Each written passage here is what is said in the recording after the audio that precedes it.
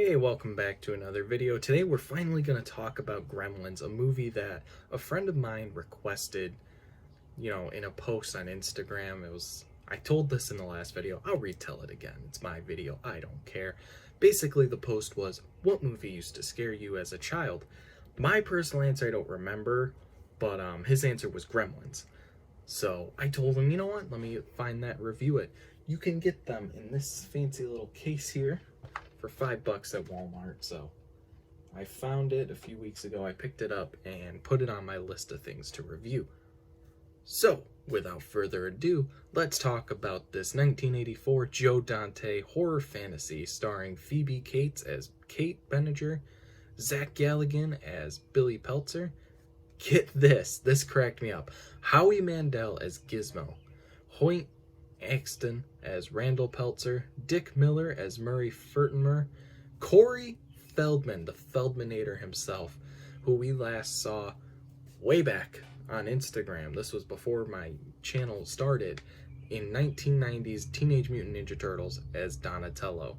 In here, he plays Pete Fontaine, Polly Holliday as Ruby Deagle, and Frank Welker, last seen in pretty much everything from Transformers to anything Disney, as Stripe, Mogwai, and other Gremlins.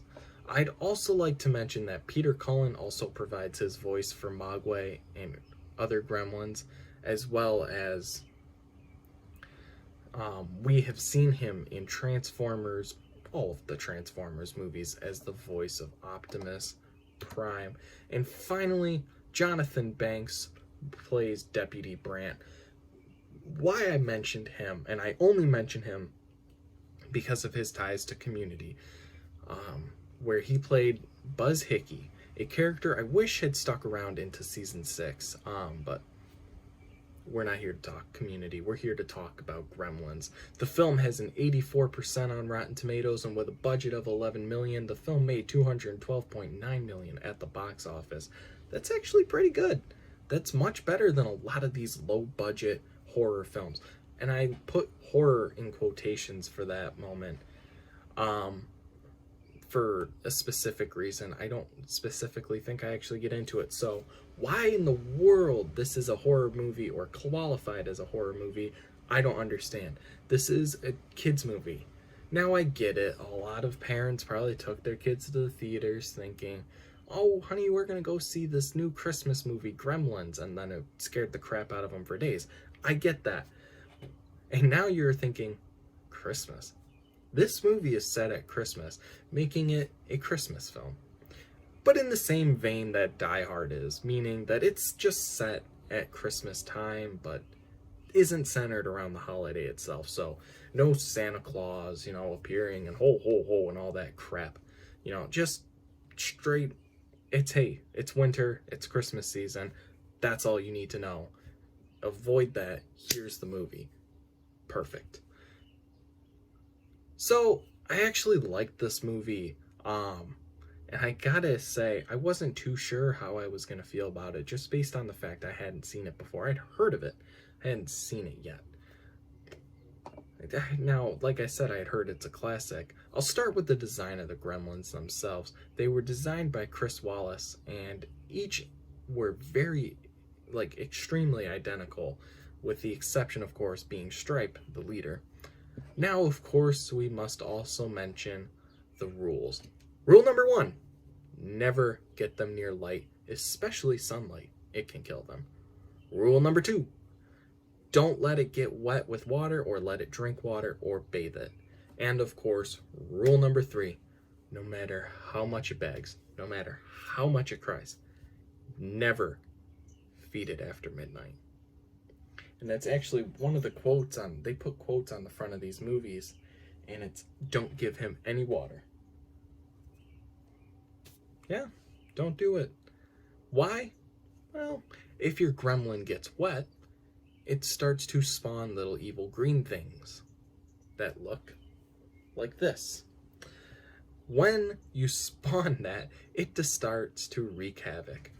And it wreaks havoc all over the fictional Kingston Falls, and they do a bang-up job destroying it because Gizmo accidentally does get wet, spawns a whole bunch of the green gremlins.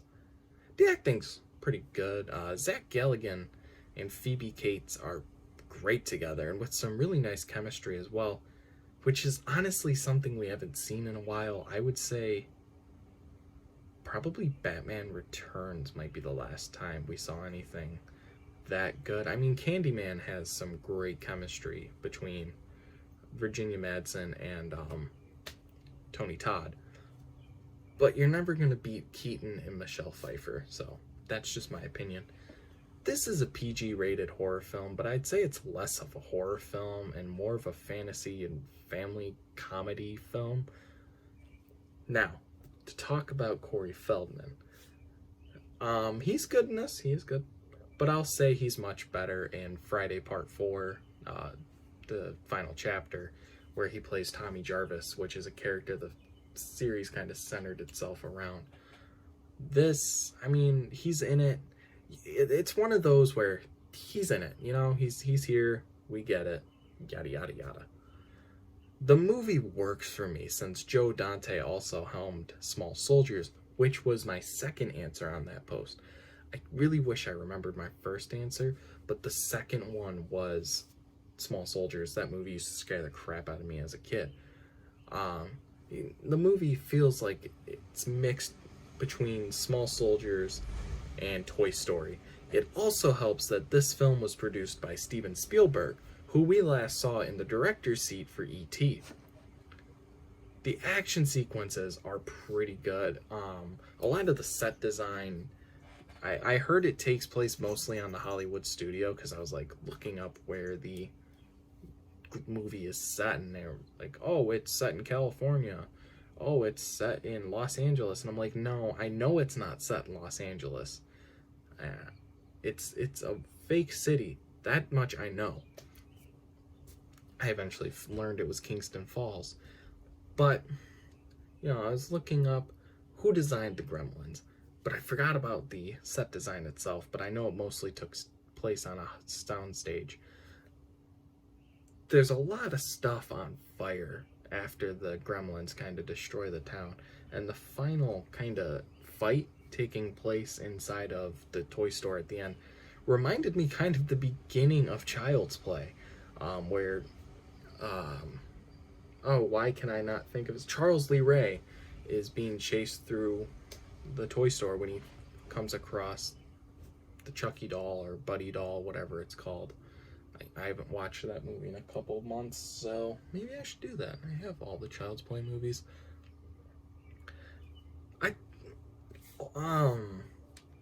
Now, the effects are really good. Like I said, the design of the Gremlins is good, but the effects are better because, like, the animatronics, the eyebrows move, the mouths move, and of course all the noises made by the Gremlins provided by the legends Frank Welker and Peter Cullen. And I can't figure out what exactly Howie Mandel did for the film. I know he's not in a gizmo suit, which is why my mind is boggled. What is actually going on? Is he providing more voices? Because we already have the legends Peter Cullen and Frank Welker doing the voices. We don't need this strangely wonderful Howie Mandel. That's just my thoughts on that. I'm going to give this a movie a 7 out of 10, out of respect for Gizmo and how adorable he is. I'm sorry, Baby Yoda, move over. Porgs, move over. There was another thing I mentioned a few months ago that I thought was adorable. Maybe it was Pikachu. I don't know. But it can all move over, because Gizmo has become my favorite character ever created. He's adorable. Fight me, sue me. Also, the memes of the green gremlins walking around with a Yoda, and Anakin's like, Master Yoda, I found a picture of you when you were younger, and it's the green gremlin, but he's kind of looking like a hooker. I think that's from part 2. I've never seen that. And Yoda just says, young I was, needed money I did. So it's just like, that's funny, but I don't understand it yet. Now I understand it. Tomorrow. Oh boy, tomorrow. we are looking at Batman and Robin. Now, don't get me wrong, I respect Joel Schumacher, as we talked about in my St. Elmo's Fire video. But just because he unfortunately passed away does not mean I'm going to be nice to Batman and Robin. I don't like that movie. It has a soft spot in my heart, but that doesn't mean I like it. One last thing, go check Instagram. I posted a review for Texas Chainsaw Massacre last night, and I'm thinking Friday I'm going to post a review for Better Watch Out. I think Mondays and Fridays when I don't have any reviews is when I'm going to post stuff on Instagram. They're just going to be one-off things that I watch. I can't say I'm going to plan it, but yeah. So also, if you can, just leave a comment down below. I'm trying to decide what horror franchise to do next. I realized once I get to my week with Deadpool 2, It, and Back to the Future, I'm no longer going to be doing Saw films because I'll be done with the series, which is totally weird in my mind. So I'm thinking either Psycho or Child's Play. I haven't decided yet, and I'm still deciding on what I'm going to do with October. I may just make October this guy's month, because Michael Myers deserves a month to himself, and then review Friday the 13th and A Nightmare on Elm Street, those respected series, throughout the rest of the year. But I haven't decided yet. So, Psycho or Child's Play. If you guys are interested in those, either leave a comment down below or you can message me on Instagram. It's Luke Reviews 2020. Also, I need a name change. I'm not digging this Luke Reviews thing. It's like, come up with something better. So, who knows?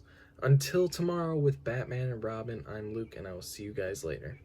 Hey, I hope you guys enjoyed what you just watched. If you're interested in more of my videos, make sure you subscribe and hit that bell icon to get notifications every time I upload a video. And also, if you could, just leave a like down below and maybe even consider commenting, telling me things I did good, things I did bad.